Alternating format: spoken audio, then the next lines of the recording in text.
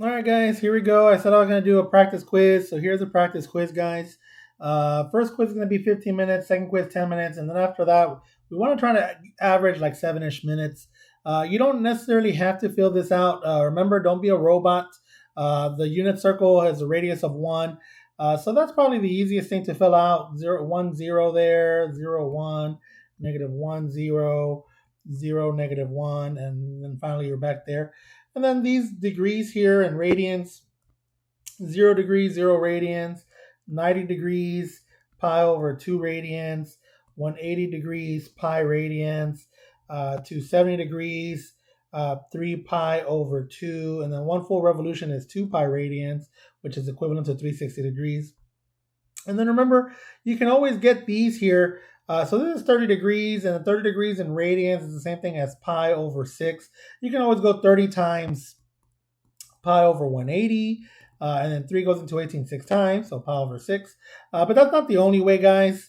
Remember that this angle here, that's also 30 degrees, so that means this is 150. See, because it's the same thing as this angle right here, which that's for 30 degrees there. So, and of course, the same logic, this is also pi over 6. Sometimes that's called the reference angle, right? So this is 5 pi over 6. So there it is, guys. You got to know the first quadrant, 30, 45, 60 degrees. 45 is pi over 4. You can do it with the same logic, 45 degrees times pi over 180. And then, if you do that, you get pi over 4. 60 degrees is pi over 3. So again, 6 goes into 18 3 times, so pi over 3. And then, of course, it's the same deal with this, guys. This one's also 30 degrees from that. We don't call that the reference angle. It just so happens that from the y-axis to the next, that's a 30-degree gap. That's because of the special angles, right? So here we go. This is going to be 120 degrees. You just add 30 to that 90, and you keep the denominator here, so 3, and that's going to be a 2 pi. But the same logic that we did for like the 5 pi over 6, right?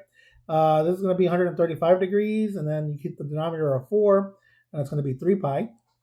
And then there it is. And then these coordinates, remember we derived these coordinates from the 30, 60, 90 triangle, guys. So that's square root of 3 over 2, comma 1 half. And then here's another 30, 60, 90 triangle. So you just toggle those values, 1 half, and then square root of 3 over 2. And then at pi over 4, they're both square root of 2 over 2, square root of 2 over 2. So there it is. And then you just reflect the x, reflect the coordinate, make the x negative. So negative 1 half, square root of 3 over 2. And then negative square root of 2 over 2, square root of 2 over 2. And then negative square root of 3 over 2, positive 1 half. And again, when you go to the quadrant 3, guys, both x and y are negative. So negative square root of 3 over 2, negative 1 half. Negative square root of 2 over 2, negative square root of 2 over 2. Sorry, guys, I know they're starting to look kind of ugly there. Make sure that negative is in the outside of that. Let's see, what is this one? Negative 1 half, negative square root of 3 over 2. And again, it's the same thing with the angles and the coordinates. And I know that I'm not being, I know some of you like to do all the degrees first, then all the radians, and then all the coordinates. Whatever you like, guys, whatever you think is easiest for you. That one's 210. I just added 30 degrees to the 180. And then 225, add another 15 to that 210 there, and add another 15, so this one's 240, and then if you add another 30, you're at 270. Again, same logic. This reference angle right there, that's pi over 6, so that's 7 pi over 6. This one, you keep the 4, and that has to be a 5 pi over 4, because it's the same logic, right? This reference angle right there is pi over 4. That's a 3 down here, so that has to be a 4 pi over 3. And then there's my 3 pi over 2 there. And then what are we going to do? Add 30 to that 270, so that's 300. So what is this right here? Make that a 3. Double the 3, subtract 1, so 5. So there's your 5 pi. Don't be a robot, guys. Remember, this angle right here, I guess I was trying to do it in blue here. That angle right there is pi over 3. So you're pi over 3 away from a full revolution. So 5 pi over 3 plus pi over 3, that's 2 pi. That's 6 pi over 3 there. Same logic. So we're going to keep that 4 down here. So that means double 4, subtract 1, so 7 pi. This has to be 315. And of course, you're pi over 6 away from 2 pi, so that's going to be 11 pi over 6. And then that's going to be 330. And again, 330 plus 30 is 360, so there it is. And just do the same thing with the coordinates, guys. You're going to, let's see, what is this? This is going to be a positive 1 half. It's a y value that's negative now, so negative square root of 3 over 2. Then square root of 2 over 2, and then negative square root of 2 over 2. and then finally square root of 3 over 2, and then negative 1/2. And then there it is, guys. And then don't be a robot. Remember that the x-coordinate is an x. The x-coordinate is an x. That the x-coordinate is cosine of y. Well, remember, if you have a unit circle and we reference the y-axis and x-axis, and we call this some coordinate x comma y, so then this vertical displacement is y, this horizontal displacement is x. Here's my theta. So SOHCAHTOA, remember, guys? SOHCAHTOA, remember that the unit circle has a radius of 1. So whenever you go cosine of that specific angle, you're going to do adjacent over hypotenuse. X divided by 1 is just x, so there's just x coordinates there. Sine of that angle, sine is opposite over hypotenuse, which is just y, so y divided by 1 is just y. And then tangent of that angle, it's opposite over adjacent, y over x. Now remember, guys, that cosecant is the reciprocal of sine, so that's 1 over y, which just means reciprocal. And that secant is just the reciprocal of cosine, so that's 1 over x, right? So hopefully that's making sense to you. Those are just properties. Those are reciprocal properties there. All right, so now let's go back to this. So notice that says 13 pi over 6, guys. And I know that we're trying to be kind of fast here with this video. So that 13 pi over 6, that's the same thing as 12 pi over 6 plus pi over 6. So remember, this is 2 pi. So that is a coterminal. So 13 pi over 6 is coterminal. So remember that vocabulary word. It's going to create that same segment as pi over 6. So this is the same thing as saying cosine of pi over 6. So I go to cosine pi over 6. Here's pi over 6. So cosine of pi over 6. So let me take my little laser out so you can see it. So here it is. Pi over 6. Cosine of pi over 6. Square root of 3 over 2. So I come back and I'm going to write square root of 3 over 2. That is my answer. All right, secant of 9 pi over 4. Remember, 9 pi over 4 is the same thing as 8 pi over 4 plus pi over 4. So 9 pi over 4 is coterminal to pi over 4. So I go back to pi over 4. Secant is the reciprocal of cosine, which I guess doesn't matter, right? So I'm going to write it as 2 over square root of 2, which is an okay answer. You know, that is the reciprocal of square root of 2 over 2. But if we rationalize this, if we multiply this by square root of 2 over square root of 2, you're going to get 2 square root of 2 over 2, and those 2's cancel out. So the better answer is just square root of 2, but you can leave it as 2 over square root of 2. All right, tan of negative 2 pi over 3. Notice that's a negative 2 pi over 3, guys. So let's see, 2 pi over 3 would have been this right here in blue. Bam, that's 2 pi over 3, but we don't want 2 pi over 3. We want negative 2 pi over 3. So we're going to rotate the same measure, but negative. So that means we're going to go clockwise. So that guy right there, that is 2 pi over 3. So it's equivalent to 4 pi over 3. So they're coterminal, guys. So there it is. That's negative 2 pi over 3. So what was it? Was it secant? I already forgot. Short-term memory. Tan. It was tan. So y divided by x. Negative divided by negative is a positive. So negative square root of 3 over 2 divided by negative half. So it's just going to be square root of 3. In case you don't see how we did that, I'll write it here.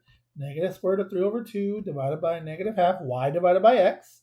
And negative divided by negative is a positive, and then the 2's cancel out. Bam, bam. So it just becomes square root of 3. All right, here we go. Cosine of 7 pi over 6. We go to 7 pi over 6.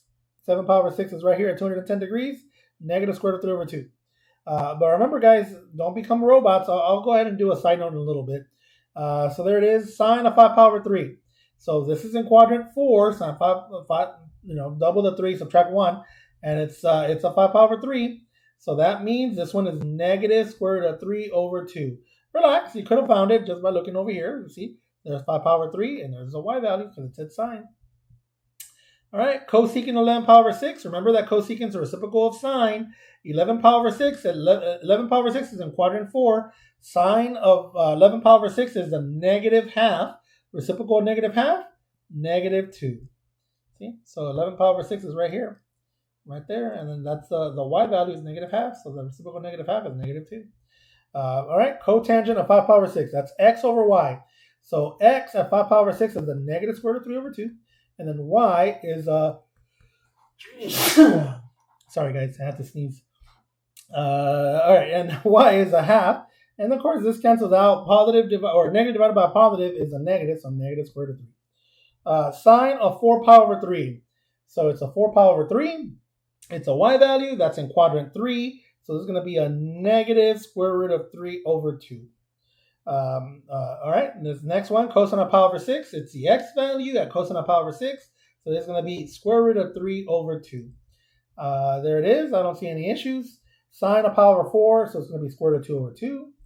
Cotangent of 3 pi over 4. Remember, that's 3 pi over 4, guys. So we're going to go to 3 pi over 4. It's in quadrant 2. The x divided by the y because it says cotangent. So negative square root of 2 over 2 divided by square root of 2 over 2. They're the same magnitude, so negative 1.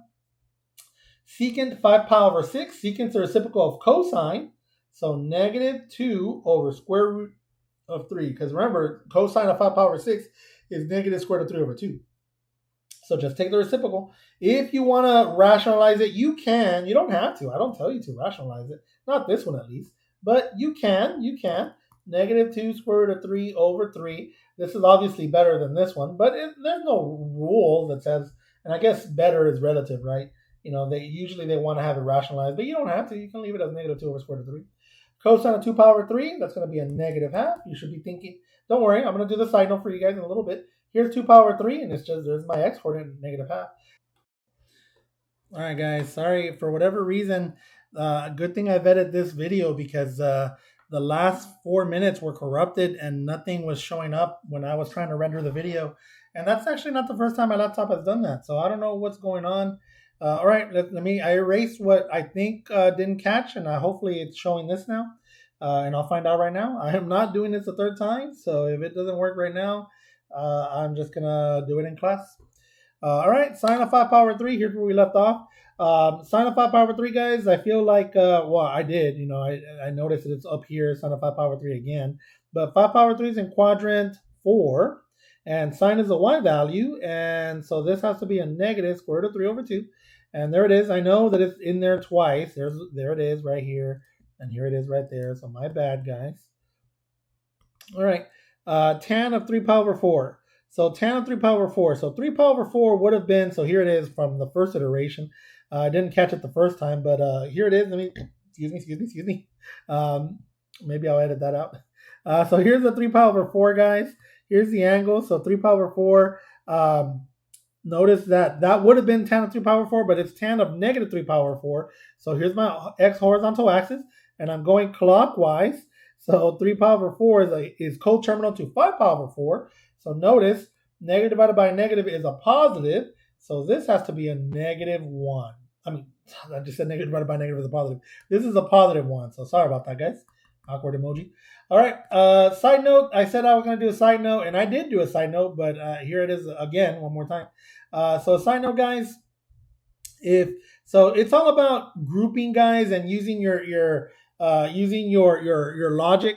So I'm going to go ahead and write something right here. Let me put it in blue. So if I have cosine of pi over 6, if I write cosine of 5 pi over 6, if I write cosine of 7 pi over 6, and if I write cosine of 11 pi over 6, guys, the magnitude of all the pi over 6s, look at them, all the pi over 6s, all the x coordinates at the pi over 6s, all of them have a magnitude of square root of 3 over 2, all of them.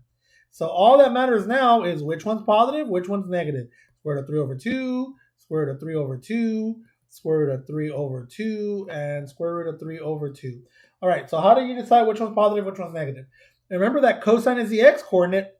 So pi over 6 is in quadrant 1. In quadrant 1, the x-coordinate is positive, so leave that one alone. 5 pi over 6, that's quadrant 2, guys. You're pi over 6 away from pi. So 5 pi over 6 is between pi over 2 and pi. So this is quadrant 2. So in quadrant 2, all the x values are negative, so this is a negative. Cosine of 7 pi over 6, well, everything in quadrant 3 is negative, so this was a negative. And 11 pi over 6, that's in quadrant 4. In quadrant 4, the x-coordinates are positive. So there it is, guys. So hopefully that's making sense. It's all about grouping. So when you group all these little facts in your brain, hopefully you're grouping them in such a way that you can just do this pretty fast. Could you memorize every single element here? Yeah, of course you can. But guys, it's all about how you organize this in your brain. So if you organize it, if you use logic, you'll be able to figure this out in no time, guys, and you'll always get these correct. All right, guys, I hope that helped, and I'll see you guys later, guys. All right, talk to you guys later. Hopefully this helped. If it helped, give it a thumbs up. I guess you don't have to if you don't want to. All right, talk to you guys later. Bye.